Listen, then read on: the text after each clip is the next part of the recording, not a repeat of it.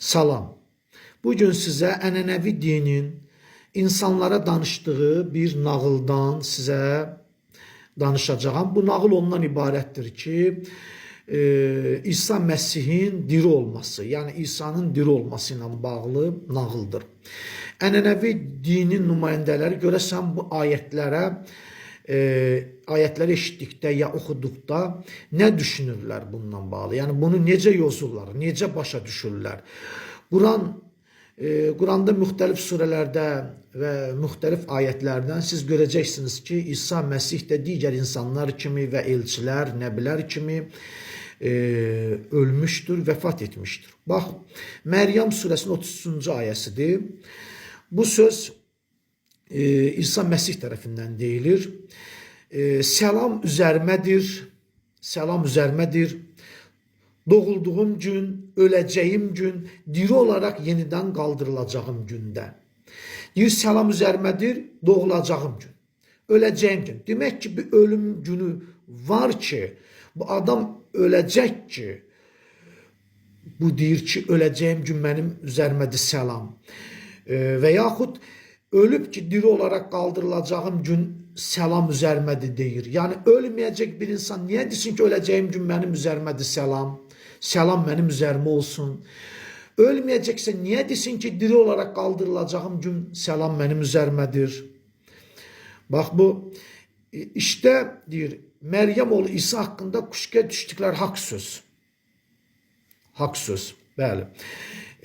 Bundan əvvəlki ayələrində də deyir, anama itayətdə bəni mutsuz bir zorba qılmadı, mutsuz etmədi. Nerede oluramsa olun beni kutlu kıldı və hayat sürdüğüm müddətcə mənə səlatı, namaz olaraq tərcümə edir, zəkatı vəsiyyət etdi. İndi İsa diridirsə, İsa zəkat verir. İsa zəkatı kimə verir? İsa səlatı iqamə edir.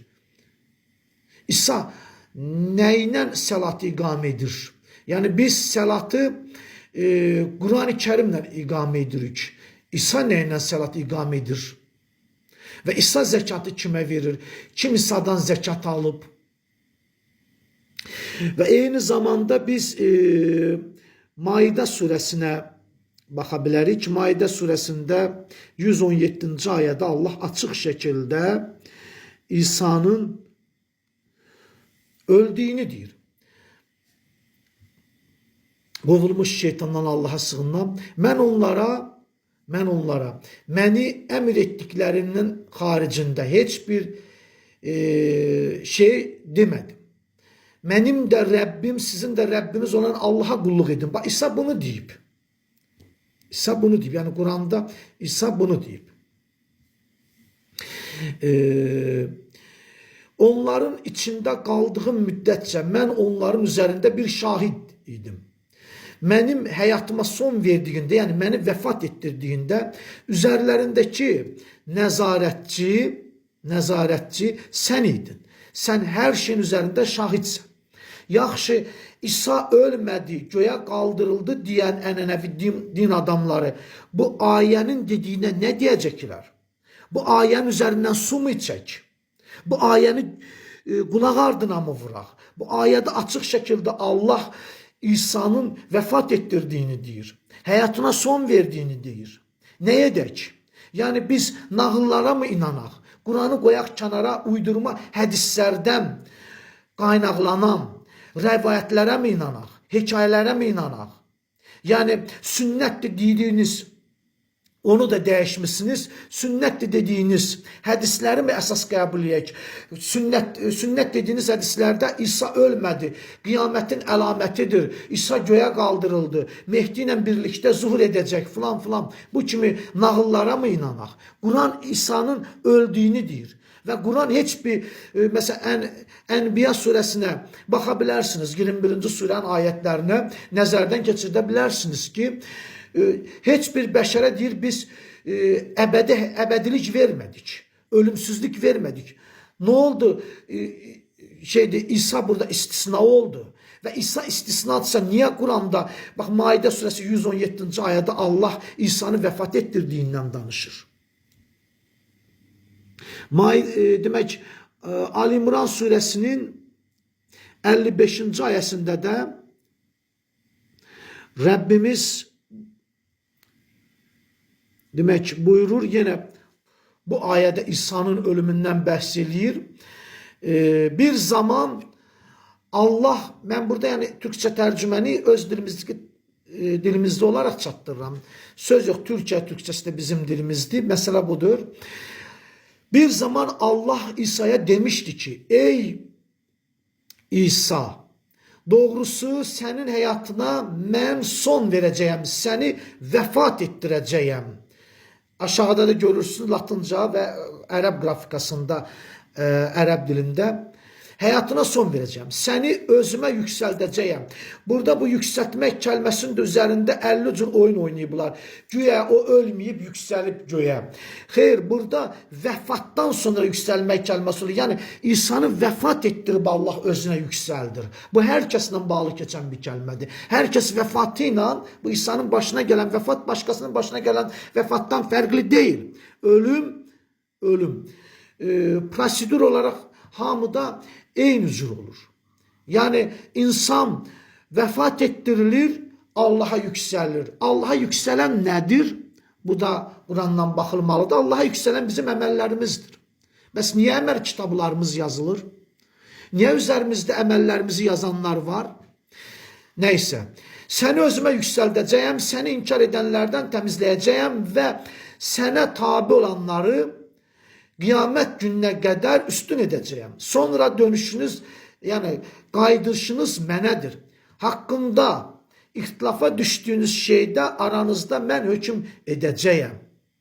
İndi biz niyə inək? Ənənəvi din adamları deyirlər, yox, İsa çarmıqda İsa'nın bənzəri öldürülüb və İsa Allaha yüksəldilib. İsa sağdır 2000 ildir. Allah deyir, biz heç bir bəşərə ölümsüzlük vermədik. Bunlar deyirlər, yox, İsa diridir. 2000 ildir İsa diridir. İnsanlara görünür. Və İsa 2000 ildir diri olan İsa qiyamətin əlaməti olaraq enəcək. Mehdinin arxasında durub namaz qılacaq. Mehdiyə tabi olacaq. Bu Mehdi barədə Quranda heç nə yoxdur. Mehdi nə rəsuldur, nə nəbidir. Nəbi rəsul olan İsa Məsih necə Mehdinin arxasında durub namaz qılar? O da ora soxuşdurublar. İsa vəfat eləyibdir. İsa ölübdür. Digər insanlar kimi, digər rəsul və nəbilər kimi, nəbi və rəsul olan, nəbimiz və rəsulumuz ona səlam olsun. Və bütün rəsullara, nəbi və rəsullara səlam olsun. Eləcə də İsa Məsihə də nəbi və rəsulumuza səlam olsun. Vəfat etmişdir. Qiyamət günü yenidən qaldırılacaqdır. Və burada tərif olunan ayət Nisa surəsinin 157-ci ayəsidir ki, bu ayəyə əsasən deyirlər ki, baxın, qovulmuş şeytandan Allaha sığınıram. Və biz Allahın Rəsulü Məryəm oğlu Məsih İsa'yı həqiqətən öldürdük demələri səbəbilə. Demək, bir qrup var ki, deyir ki, biz İsa Məsihi öldürdük. O isə onu öldürmədilər. Həmin o deyənlər öldürmədilər onu. Və onu asmadılar. Yəni, çarmıxa çəkmədilər. Yəni, onlar deyirlər ki, biz onu öldürdük. Asdıq. Öldürmədilər. Amma onlara bənzəri göstərildi. İndi bunlar ola bilsin ki, İsa'ya bənzərin birini tutublar, öldürüblər. Amma İsa'nı öldürmürlər. Kim öldürüb İsa'nı? Ali İmran 55'ə, Maidə 117'yə görə Allah vəfat etdirib. Amma bu ayətdə bəhs edilən hadisə onun başına gəlməyibdir. Həqiqətən onun haqqında anlaşmazlığa düşənlər kəsin bir şübhə içindədirlər. Onların bir zənnə uymaqdan başqa buna ilişkin heç bir bilgiləri yoxdur. Yəni, indi biz nə edək? Ənənəvi din adamları bu ayədəki, demək ki, bu ayələrə yozaraq deyirlər, İsa Məsih ölmədi. İsa Məsih vəfat etmişdir. Digər elçilər kimi, insanlar kimi. Ənənəvi dinin nağıllarından uzaq olun, Quranı qəbul edin. Quranda olan dini qəbul edin. Allaha əmanət olun.